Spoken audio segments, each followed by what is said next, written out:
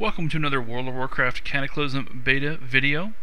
Today we'll be going over the new abilities and talents for the Priest. I'm going to start off with Holy Spec. The new Holy Spell, Holy Word Chastise. What this does is it damages the target and disorients them for 3 seconds. So it's an instant cast disorient at a 35-yard range, 25-second cooldown. So definitely something that Priests could use. Because it's a disorient, it'll also serve to interrupt the target. That is again something that Priests have needed for a while. Only Shadow Priests have had Psychic Horror. Okay, let's move on to talents.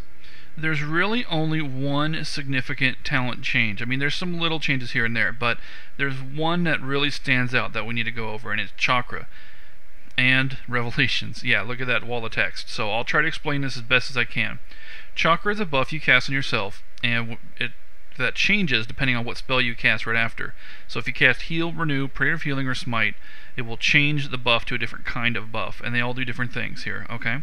So if you look at this description, for Heal, if you cast Chakra and then cast Heal, you gain the Heal version of Chakra, which increases the critical chance of Heal and makes Heal, Refresh, Renew. If you cast Renew, it gives you the Renew version of Chakra that just makes your Renew spell more powerful. Prayer of Healing makes your buffs your AoE healing, and Smite increases your Shadow and Holy damage. So that's for grinding, of course. Revelations does even more. You remember that Holy Word Chastise ability that I just showed you? Well, it actually changes that to a different spell entirely, because they're trying to make this as confusing as possible. Holy Word Serenity, is what you get if you cast Heal after casting Chakra, and that is just an instant heal spell. Holy Word Aspire is another hot that you can use on top of Renew, and Holy Word Sanctuary is an AoE heal. So I'm going to try to show as many of these as I can. And then the last thing for Chakra is this State of Mind talent, which causes your spells to increase the duration of Chakra.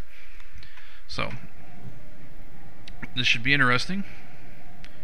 You notice I've cast Chakra, and there is no duration here because I have not yet cast the follow-up spell. So now I'm going to cast the follow-up spell, and let's make it a heal. So I just cast Heal and then activates Chakra Heal, which increases the crit chance of my Chakra. Now every time I'm casting this spell, my Chakra is getting duration. It's not going above 30 seconds, but it is gaining duration. So, in theory, if you can keep casting forever, you can keep your Chakra going forever.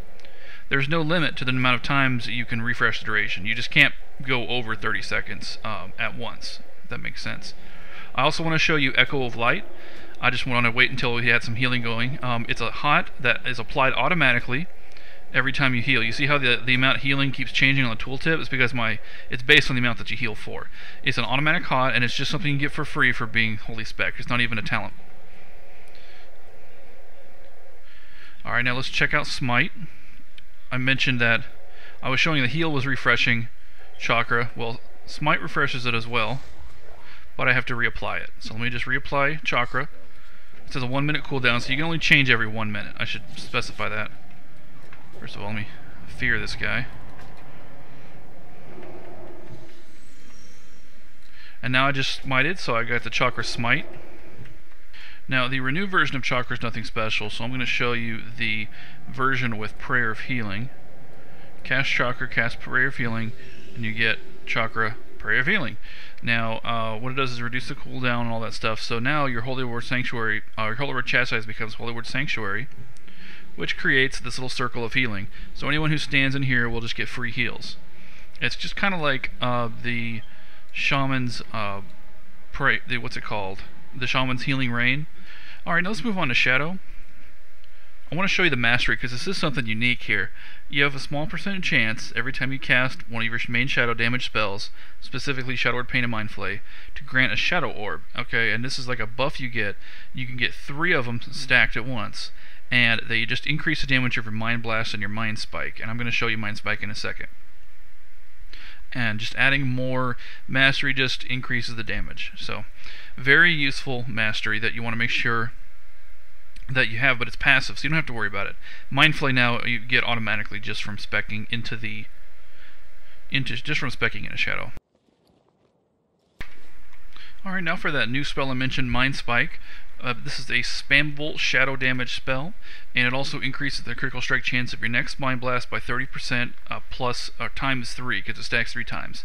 So it's essentially a guaranteed critical Mind Blast. Now this works in conjunction with a couple of other talents. One is the new Mind Melt. This is just completely different than the old Mind Melt. What this does is it makes it so that not only does your Shadow Word Death do extra damage to targets in the execute range, of course, but it also makes your Mind Spike reduce the casting time of Mind Blast. So 2 Mind Spikes in a row makes your next Mind Blast instant. So that works great together. Do 3 Mind Spikes and a Mind Blast, you get a guaranteed crit, and if your crit's high enough, you can even just do 2 Mind Spikes and a Mind Blast, because that Mind Blast will be instant. Keep in mind, though, that for your Shadow Orb, you do need to use Mind Flay and Shadow Word Pain. Now, it increases the chance for you to gain a Shadow Orb when dealing damage with your Mind Flay and Shadow Word Pain by 8%, and you have a 100% chance to gain a Shadow Orb when critically hit by any attack. So that's great for PvP, but it's great for any time, because it just increases your Shadow Orb production to make sure you stay at 3. Alright, not a whole lot else has changed here. There is 2 other talents I want to go over real quick before I start demonstrating Shadow. But Paralysis causes your targets to be frozen for 4 seconds when you critically hit with Mind Blast. Keep in mind that you're going to be critically hit all the time because of these combinations of different talents between Mind Melt, Paralysis, and the other thing with Mind Spike. And then there's 2 more I want to show you. Sin and Punishment. When your Vampiric Touch is dispelled, the Dispeller and all nearby enemy targets have a 100% chance to be instantly feared in horror. So what happens, that's obviously a PvP talent, I mean, clearly. And then the second thing is when your Mind Flay critically hits, the cooldown of your Shadow Fiend is reduced by 20 seconds. So that's for mana regeneration. You get your Shadow Fiend back very quickly when your Mind Flay crits. So as you can guess, that is a very nice talent. Not a surprise there at all.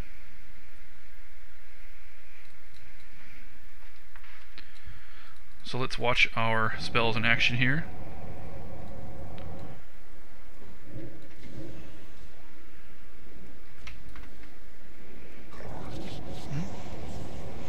A dog just evaded my Psychic Scream. Very nice. Now as you see, I do have 2 Shadow Orbs consumed to increase damage done by Mind Blast or Mind Spike. So I'm gonna do another Mind Flay to get my Shadow Orb up. There, now I've got 3 Shadow Orbs, so I'm going to go ahead and land a Mind Blast just to show consuming the Shadow Orbs there. And that was enough damage to kill this thing, so I will demonstrate now the Mind Spike Mind Blast combination. 3 of these, 1, 2, 3, and then my Mind Blast is instant. It also froze the target in place. The paralysis, it just wore off. The other thing I forgot to mention is that your Mind Blast now is a Mortal Strike. There's a talent in there that does that as well. So let's... Okay, I didn't get enough stacks, so I didn't get that crit.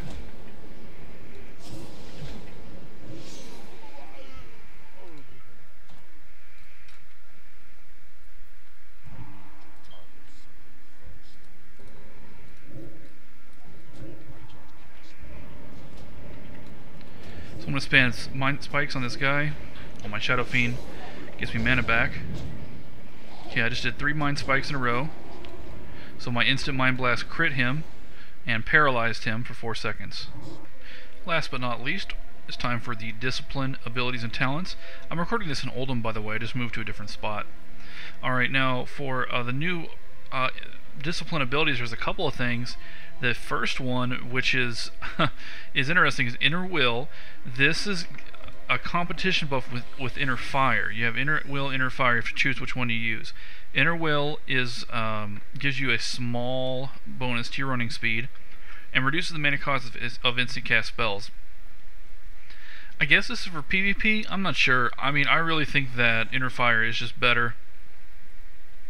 Even though the armor isn't very much, I guess the sprint will be better than the armor for PvP, but the spell power bonus, I mean, you know, it's free spell power, so why wouldn't you take it? So I'm not sure. Maybe there's something else about Inner Will that I'm not aware of that makes it really good, but anyway, so that's those. Then there's also an ability that's called Leap of Faith, which I skipped before. I'm going to show you this later. This is something very interesting, and I'm going to save that for last. So anyway, onto the talents. You get penance for free, by the way, in case you're wondering why penance is missing here. You get penance for free, and you actually get it at a low level, which is really neat. So anyway, the abilities here are, a lot of these are unchanged. There is one I'm going to get to in a minute, but first we have Atonement. When you smite somebody, it heals nearby party members.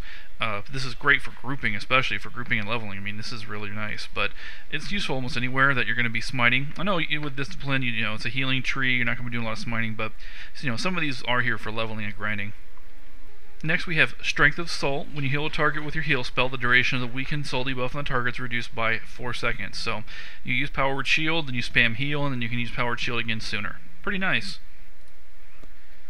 Okay, the big new ability in the talent tree is Power Word Barrier.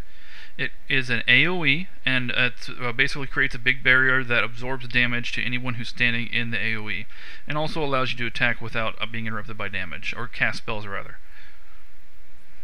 And it's quite a bit of damage. According to the tooltip, it's like 40,000. So you create the barrier, and you have your allies stand in it and protect them. Alright, and lastly for Discipline, I wanted to say this for last because it's another confusing one. It's kind of like Chakra. It's called Evangelism. Every time you cast a Smite or a Mind Flay, you gain Evangelism. So it's like Chakra, but it doesn't work for healing spells. Anyway, you gain Evangelism regular if you cast Smite, and Dark Evangelism if you cast Mind Flay. One boosts your offensive Holy and Discipline spells, and the other boosts your Shadow spells. This is useful for any spec. It's useful as a suspect for Holy, for grinding. Useful for Shadow for obvious reasons, and of course for Discipline, because you're going to be using Smite, and possibly you're going to be using Penance, certainly. And if you're going to be doing any grinding at all, this is nice. But if you're not doing any grinding, you'll be skipping this. For a pure healer build, this is not necessary. Archangel consumes your evangelism effects and gives you an extra effect. Now, one thing it does no matter what is it does restore a whole bunch of your mana, but the other effect depends on whether you have the dark evangelism or the light evangelism. One increases the your healing done, the other increases your damage done.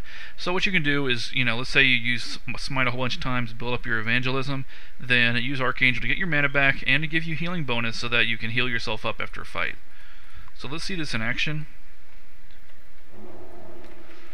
I'm just going to smite this guy a couple times and get evangelism built up.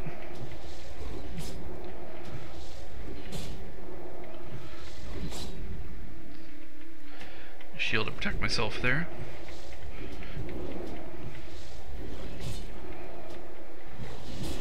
And I know this battle is pretty boring because of the way I'm fighting it. I'm just trying to demonstrate one thing. So I kill him. Notice my health and mana. I'm going to pop Archangel. I'm going to get a whole bunch of mana back. And then I'm going to get a buff to my healing. Notice the wings look kind of silly on a Tauren. They look a little better on the other races. There you have it. That's it for the talents for Holy, Shadow, and Discipline. I do have two more things to show you though before I go. One is I'm going to show you how the healing spells have been rebalanced. They're the same healing spells you're used to, but they have slightly different function. Flash Heal is much more powerful, and it costs a lot of mana.